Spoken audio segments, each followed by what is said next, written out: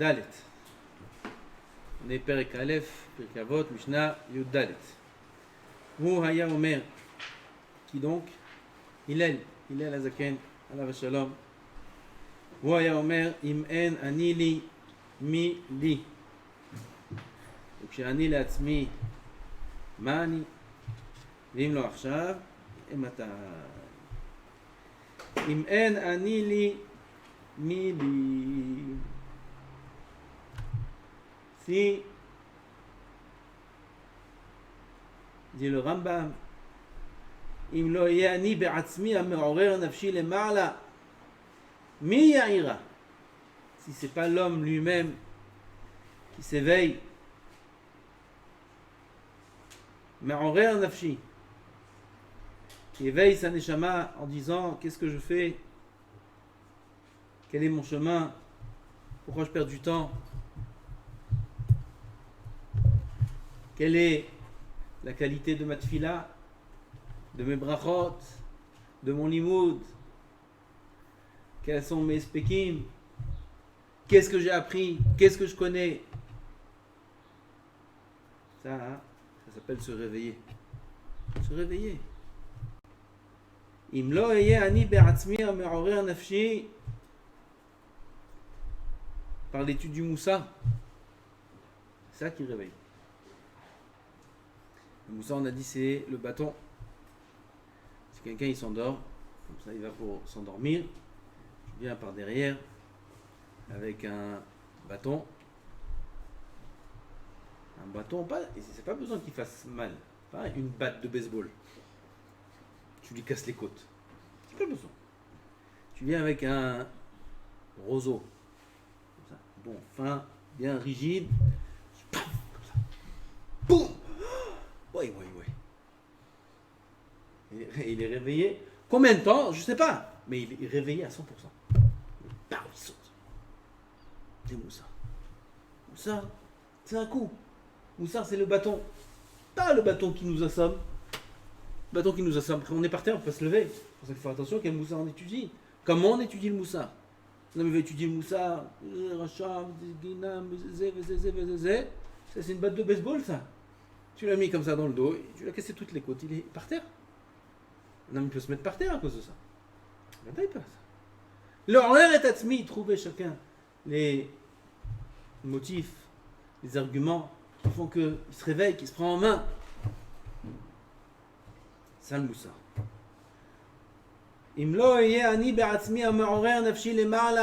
En se disant qu'est-ce que je fais dans ce Olam Hazé, quel est mon but dans ce Olam Hazé, est-ce que mon but dans ce Olam Hazé, c'est le matériel, c'est le spirituel, c'est les deux. Est-ce que mon chemin il est bon, est-ce qu'il est pas bon? On va les dire, il rajoute un mot. Les marla. C'est quoi les marla? אם לא אהיה אני בעצמי המעורר נפשי למעלה. מה זה מעורר נפשי למעלה? ton nefesh, où il est sur le toit? מה זה מעורר נפשי למעלה? אלא יש התערבותא דלתתא והתערבותא דלעילא. נכון? אני לדודי ודודי לי. Parce qu'un homme s'éveille ici en bas, ça entraîne un éveil en haut. Cet éveil en haut entraîne le vrai éveil en bas. Un homme tout seul, il n'a pas la force de s'éveiller et de se donner maintenant un rouach de Kdusha et de Avodat Hashem. Maintenant, il a envie d'être un grand tzaddik. Il est prêt à faire tous les efforts nécessaires. De nous-mêmes, on n'a pas la force. On a un corps plein de la viande. De la viande. La viande avec du gras, avec tout ce que tu veux. Avec des os, des côtes, des entrecôtes. C'est ça le corps de l'homme. Le corps de l'homme, il est lourd, il est plein de rafales. C'est impossible que l'homme se réveille lui-même. Il a besoin de la Siyata d'Ishmael. Comment on reçoit la Siyata d'Ishmael? Comment on reçoit maintenant un coup de pouce d'Hachem? Comme ça, on a dans le cœur, de manière naturelle, ces forces-là. Comme chacun parmi nous a ressenti déjà ces choses-là. On a des périodes dans la vie où on a ce... Comment on reçoit ça? Imen anili, mili.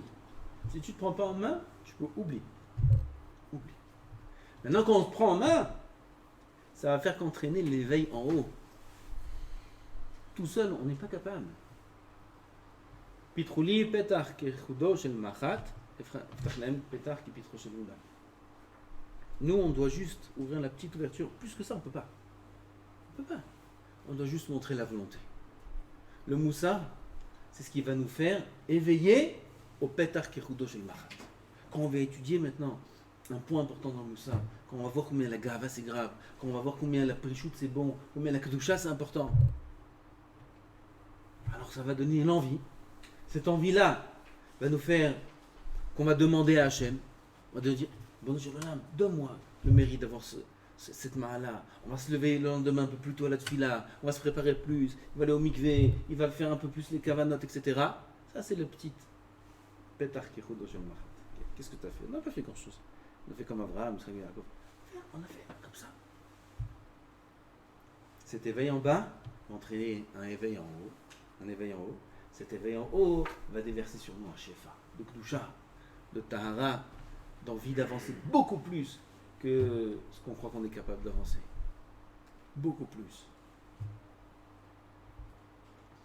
Ce qu'il dit le Rambam, Hame'orer nafshi lemarla. Si c'est pas moi-même qui éveille ma neshama en haut, parce que l'éveil vient d'en haut.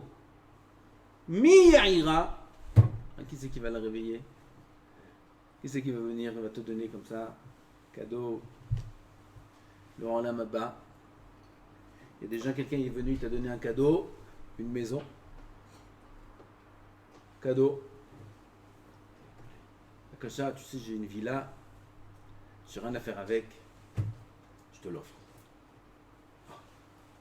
À Ramoth.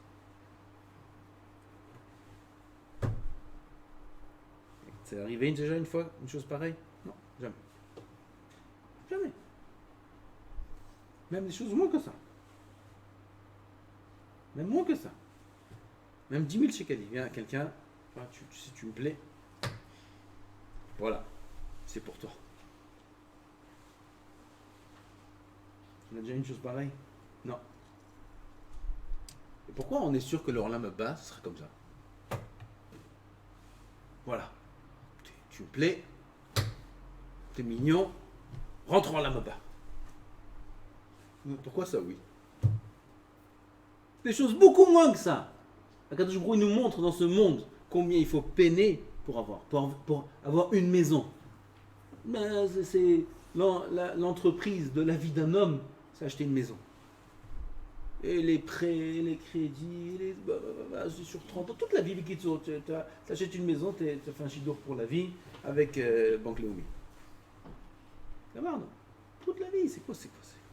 Une maison, des pierres. T'as vu comment c'est dur? Ouh, c'est très dur. Très très dur. Pareil pour acquérir des biens dans ce monde, c'est très dur. Alors pourquoi le Yetzirah nous laisse croire qu'aller dans l'Olam Haba, ce sera pas, ça va? On va y accéder. Be'ezrat Hashem, on va y arriver.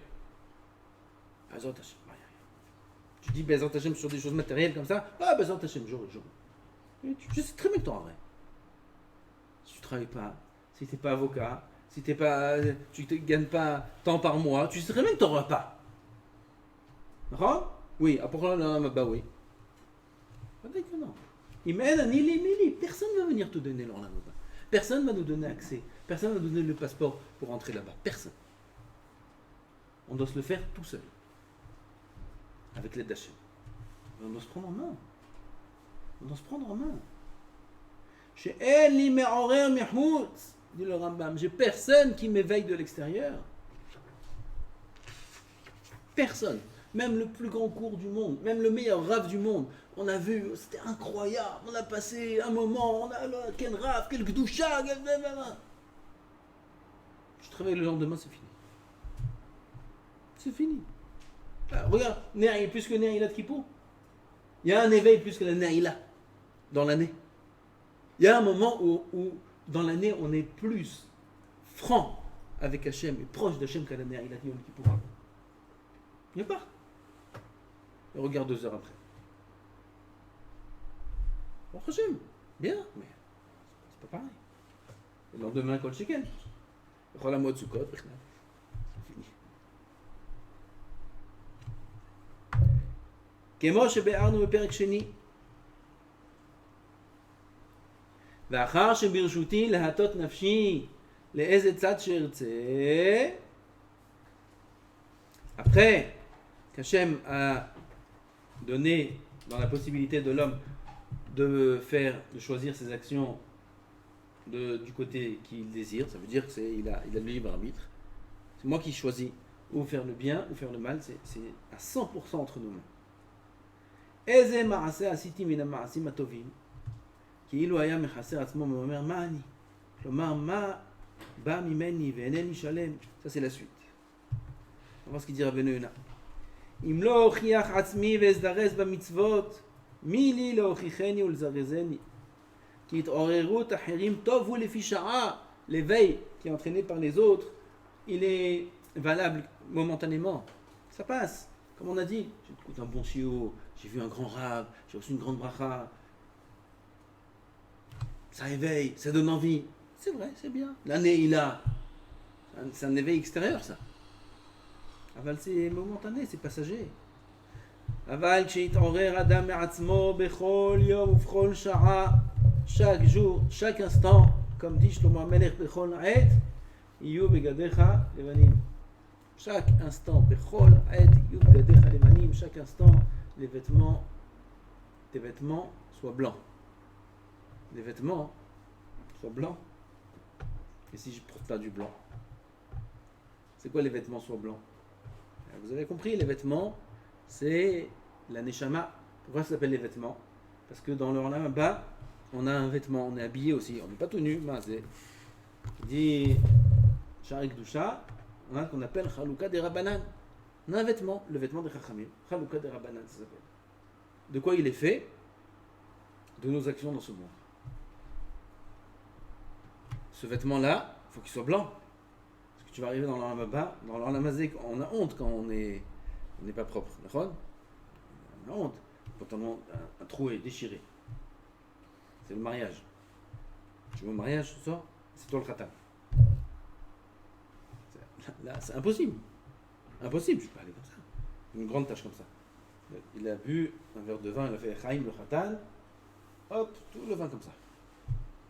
Maintenant, c'est la choupa. Il va sous la choupa. Il repousse le mariage. C'est impossible. C'est honteux, c'est honteux. Il y a des situations pires que ça, je ne vais pas raconter. Pire que ça. Les gens ils font des choses. Hop, ça tombe. C'est honteux. Quelle honte. Tu fais une chose pareille, c'est Chalouka des Rabbanan. Dans l'Olam Haba, un homme il va arriver dans l'Olam Haba, il est en caleçon. Comme ça, il y a les rabbanim, il y a des trucs. Il n'a même pas de quoi se couvrir, il met les mains comme ça.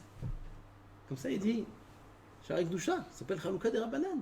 Quelqu'un qui ne fait pas attention à ses actions, il ne fait pas de tchouva. Il a des averot. Les averot, c'est les vêtements déchirés.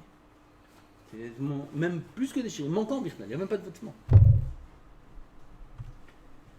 Ça, c'est le pérouge du passage. Chaque instant, que tes vêtements, non seulement ils soient entiers, propres, mais blancs. Blanc, c'est le plus beau. C'est le plus beau vêtement. Chaque instant. Comment? בכל יום ובכל שעה יוסיף לחשוב מחשבות לעשות מלאכת השם, un homme doit penser comment faire le service d'Hachem à chaque instant. ואין שכחה לפניו כאשר ליבו חפץ. Il n'y a pas d'oubli devant lui. Devant lui, kavana, devant l'homme. Le Yetzirah, il nous entraîne, il nous met dans des bateaux comme ça, on s'oublie. On oublie qu'il y a Rodat Hachem, on oublie tout ça. On est maintenant dans une histoire, on oublie. Que ça prend un certain temps, on revient. Comme son cœur il est désir. Son cœur il te dit allez arrête, laisse tomber, toujours comme ça, toujours. Jusqu'à quand? Détends-toi. Quand est-ce qu'on se détend un peu? Quand est-ce qu'on se fait la grasse mat? Quand on se lève à 9h. Il y a un jour dans l'année on peut se lever à 9h. Ah, Yaakov. Toute l'année, toute la vie. Il n'y a pas un jour, je peux te lever à 9h. Il n'y a pas. Kriyat Shema, il n'y a pas 9h. En plus, il y a des sdarim et tout. Il n'y a pas un jour dans la... Quoi, à 10h, il y en a, ils font la grasse matinée midi. Midi comme ça. Ah, on s'étend, pas son nuit. 12 heures de sommeil. Le juif n'a pas ce privilège. Aucun juif sur terre peut se lever à 10h du matin. Toute la vie. Même pas une fois. Même pas une fois. Même pas Shabbat. Non. Kriyat Shema. Il y a la tefila. Il n'y a pas. Toute la vie c'est du travail. Toute la vie c'est du travail. Toute la vie c'est du travail. Le cœur, qu'est-ce qu'il te dit? Arrête, doucement.